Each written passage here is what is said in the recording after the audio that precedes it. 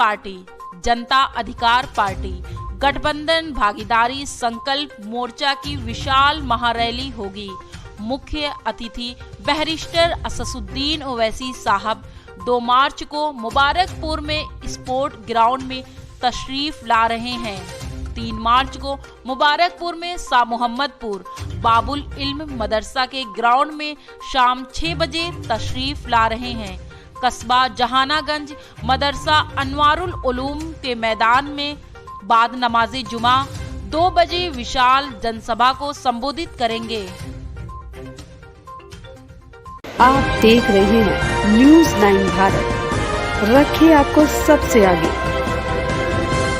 नमस्कार, आप देख रहे हैं न्यूज़ 9 भारत। मैं हूं आपके साथ अंजलि। देश और दुनिया की तमाम अहम खबरों पर आइए डालते हैं एक नजर। 7वें चरण के मतदान के लिए मंडली जनसभा करने आजमगढ़ पहुंची बसपा सुप्रीमो मायावती ने विरोधियों पर जमकर निशाना साधा। उन्होंने अखिलेश यादव पर खास तौर पर निशाना साधा। कहा कि अखिलेश यादव लोकसभा चुनाव में बीएसपी के गठबंधन के बल पर यहां से सांसद बन गए थे, लेकिन इसके बाद नजर नहीं आए। अब चुनाव के दौरान भी वह आजमगढ़ मंडल की बजाय वाराणसी मंडल में भटक रहे हैं। आजमगढ़ से चुनाव न लड़कर वह करहल में चुनाव लड़ने चले गए और वहां भी अपने पिता को लेकर चुनाव प्रचार करते रहे। आजमगढ़ मंडल की 21 विधानसभा सीटों के लिए जनसभा को पहुंची बसपा सुप्रीमो मायावती ने अखिलेश को उनके घर में ही जबरदस्त चुनौती दी।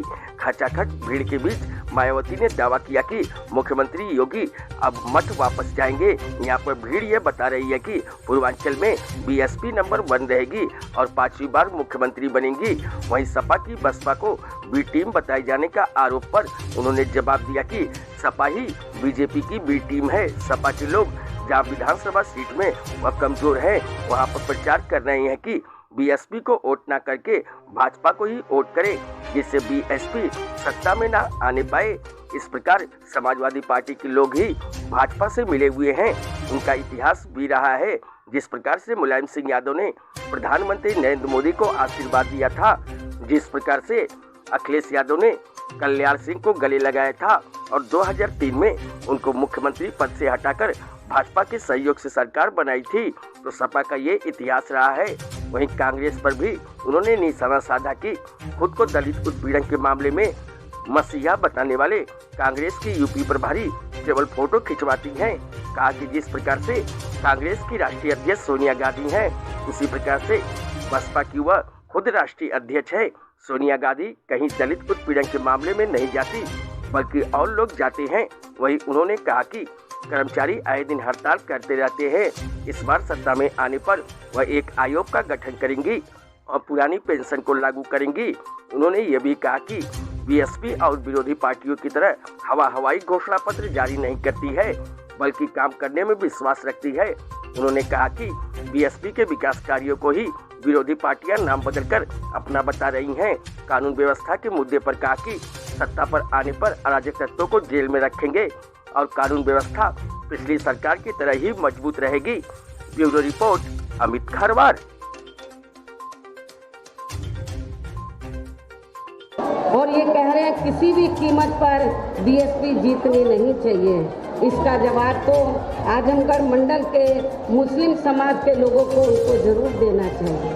अपने आप को जो कहता है कि मैं बीजेपी का बहुत खिलाफ में बोलता हूँ, लेकिन वो हवा ये कहता कुछ है अंदर कुछ और है, कहता कुछ है अंदर कुछ और है।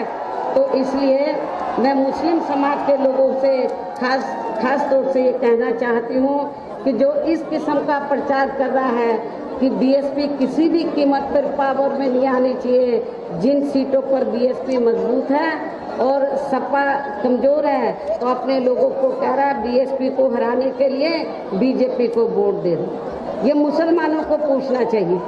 तो क्या इससे हम बीजेपी को सत्ता में आने से रोक पाएंगे? मेरे ख्याल नहीं रोक पाएंगे। यदि रोकना है तो आप लोगों को इस किस्म के बहकावे में नहीं आना है, बल्कि एक तरफा अपना वोट बहुजन समाज पार्टी को ही देना है। जबकि इन सभी तथ्यों से ये स्पष्ट है कि सपा ही वास्तव में बीजेपी की बी टीम है, किंतु इन सब मामलों को लेकर सपा व मीडिया भी चुप्पी ही साधे रहता है। इसी प्रकार इस चुनाव में जब कांग्रेस पार्टी को भी डीएसपी के विरुद्ध कुछ भी बोलने के लिए नहीं बचा है, तो अब ये पार्टी भी खासकर दलितों को गुमराह करने के लिए यही कहती रहती है कि जहाँ पर दलितों का व अन्य और जाति के लोगों का भी उत्पीड़न आदि होता है तो वहाँ पर बीएसपी की मुखिया नहीं जाती है, जबकि कांग्रेस की यूपी की प्रभारी वहाँ जाती है। हालांकि इनको ये मालूम है कि श्रीमती सोनिया गांधी की तरह मैं भी अपनी पार्टी की राष्ट्रीय अध्यक्ष हूँ और इस मामले में जहाँ मैं कांग्रेस के साथ साथ जातिवादी मीडिया से भी ये जानना चाहती हूँ क्या सोनिया गांधी कभी भी ऐसे मौक़ों पर वहाँ जाती है, अर्थात वो नहीं जाती है। और इसके लिए हमारी पार्टी ने कांग्रेस की यूपी की प्रभारी की तरह यहाँ बड़ी संख्या में ऐसे पदाधिकारी व नेता आदि तैयार कर दिए हैं जो दलितों व अन्य वर्गों के लोगों पर कोई भी अत्याचार होते ही वे तुरंत ही वहाँ उनकी मदद के लिए पहुँच जाते हैं और वे कांग्रेस व अन्य पार्टियों की तरह मीडिया आदि में जाकर नाटकबाजी नहीं करते हैं। इस प्रकार से इन सब बातों को ध्यान में रखकर अब आप लोगों को इस चुनाव में खासकर यहाँ जातिवादी मीडिया से तथा इस किस्म के दोहरे चरित्र रखने वाली पार्टियों से भी जरूर सावधान रहना है और इस चुनाव में अपनी पार्टी को ही कामयाब बनाना है।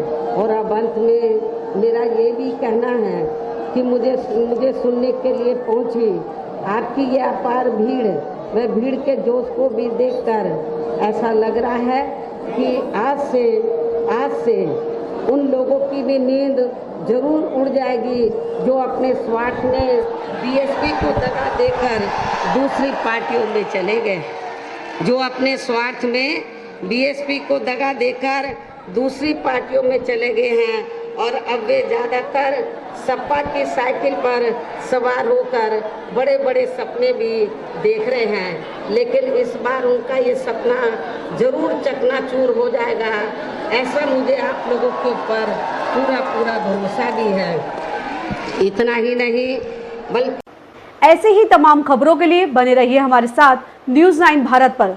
अब चाहूंगी इजाजत, नमस्कार।